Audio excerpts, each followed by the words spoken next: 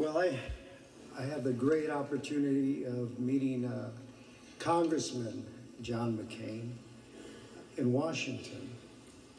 C. Hallett was back there and I was visiting, and he said, you need to meet this congressman, this young maverick, full of energy. And I said, oh yeah. He says, besides that, he's going to become president of the United States one of these days, so you need to meet him. I said, okay. So we met in Virginia, in my apologies. It was rough getting up here. Alexandria. Cindy and CA and myself, and we had dinner in this nice little restaurant. And we chatted for a while, and then all of a sudden, with John McCain, you just bond. I mean, there's something about his energy level that goes up. He starts talking, starts asking me about my background. Of course, I, not knowing him that well, asked him about his, and before I knew it, we felt very comfortable with each other going back and forth. So then I got enough nerve to ask him. I said, Congressman, what was it that allowed you to be in a prisoner of war camp? I mean, what kept you together? And he said, well, he goes, you know, most people ask me how they treated me, and obviously they treated me pretty bad. He goes, but he said, one is my faith in God, my love for my family, and my faith in my country. He said, those things kept me together. So we kept talking that evening, and as I thought about that discussion, I wanted to reflect with you a reading from Corinthians 13, which I think captures Senator John McCain. Corinthians 13. Though I should give away to the poor all that I possess, and even give up my body to be burned, if I am without love, it will do me no good whatever. When you think about an individual like Senator McCain, who suffered, who was in prison, was injured, and yet with all that, was able to keep his faith together, his focus on his country, focus on his family. I believe that period of time, those 5 years, molded this fantastic hero, where God took an opportunity to humble this young man who came from a military family. God used those minutes, those hours, those days, those years to put together a human being that we'll be talking about the senator for generations. John McCain was a person who loved, with his energy, who loved all of us, who loved his country. That evening while we were having dinner, he said, when we get back to Phoenix, we need to get together and have dinner. And of course, back then I was pretty cocky. So I said, well, Congressman, I know a number of congressmen and I know a couple of senators, and you know, we always hear that. He says, well, no, when you get back, you give me a date and I'll be there. I said, well, I want to invite you to my house. Us Mexican Americans love to cook, and we love to have folks at our homes if you're really going to be a friend. And he chuckled. So a couple of months later, when I got back home, we called, set up a dinner at the house. And of course, I was preparing carne asada, frijolitos, arroz, tortillas, and all the stuff that you all know about. And my homemade salsa. And I get a call from his office. They say he's running late. So I asked, what's the problem? I said, well, it's his birthday. He wanted to spend a little bit of time with his family. Sorry, Cindy.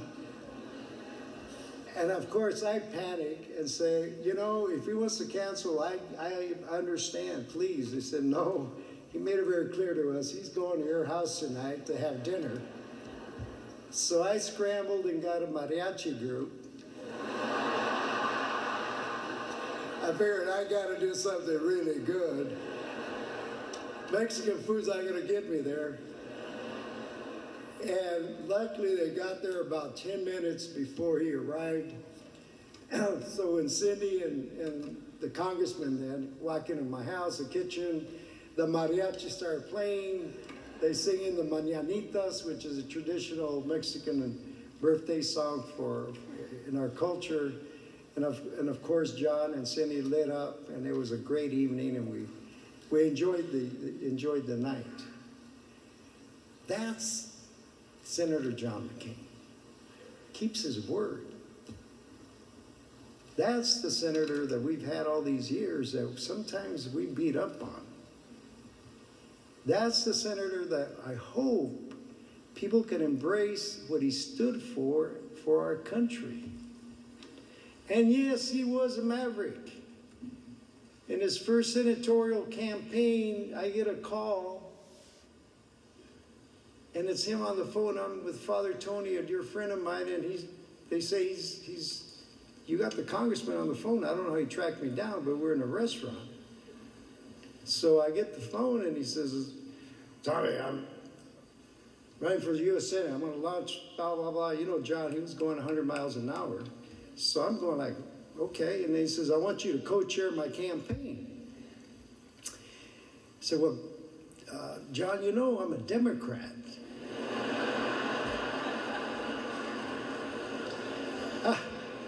I'm not sure that's going to help you with your Republican campaign. I said, I don't care, you're my friend. I want you to co-chair it. I said, well, let me sleep on it. No. You give me an answer right now, yes or no? And of course I said yes. Once again, Senator John McCain goes over to the other side. And don't forget, I was like an activist back then. I was running Chicanos por la Causa. I mean, we were not the most liberal organization or the most conservative organization in the country.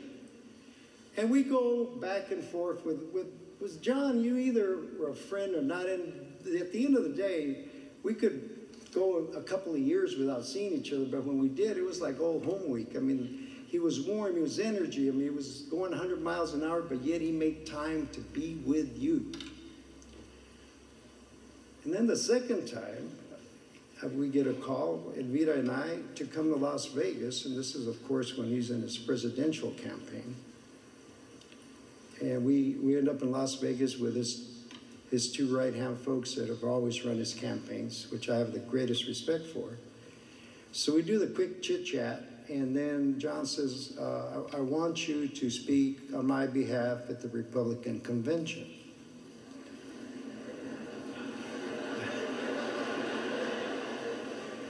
I said, Senator, I want to remind you I'm a Democrat. I don't care. I want you there. So you're my friend, I want you there. I said, yes, I'll be there. He said, well, he says, with a big smile on his face, watch out when you start your car. I said, okay, Senator, I'll do that. So John kind of put me out in the national scene. And I must confess, he did a number of things that I could stand here all day and share with you different stories.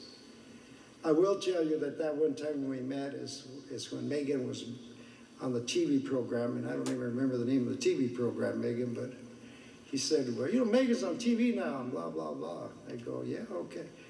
Do you see her? No, Senator, I don't watch TV that much. Well, you start watching her. Okay. So that was our great senator. As we were walking out, he asked my wife, Elvira, he says,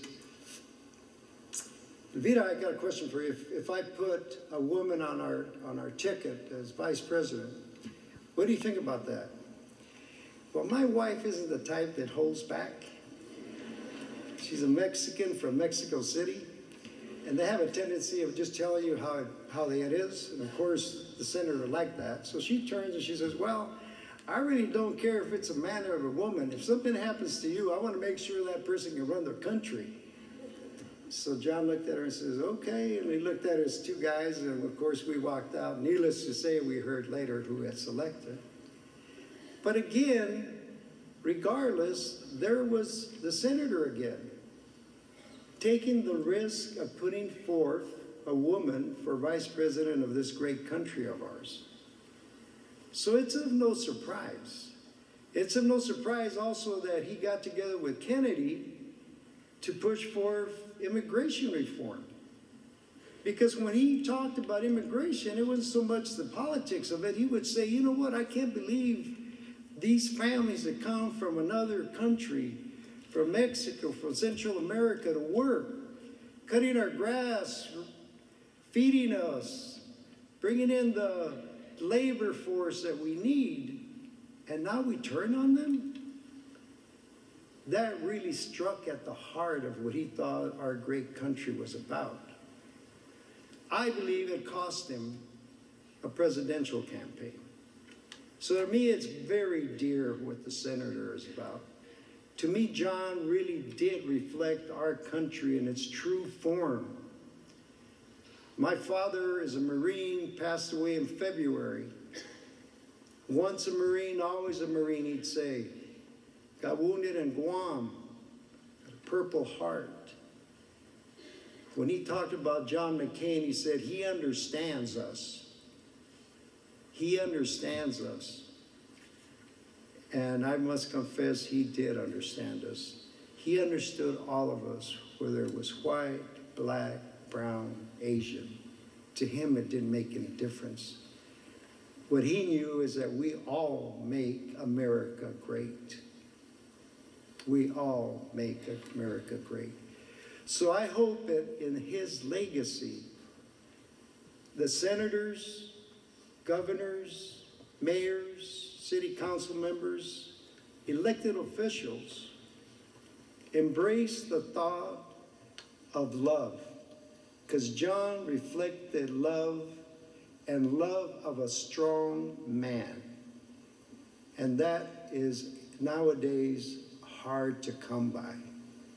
So his legacy will go on for generations, because people will talk about Senator John McCain as one of the greatest heroes in our lifetime. And with that, if you permit me, read Timothy 2. As for me, my life is already being poured away as a libation, and the time has come for me to depart. I have fought the good fight to the end. I have run the race to the finish. I have kept the faith. My dear friend, vaya con Dios. Gracias.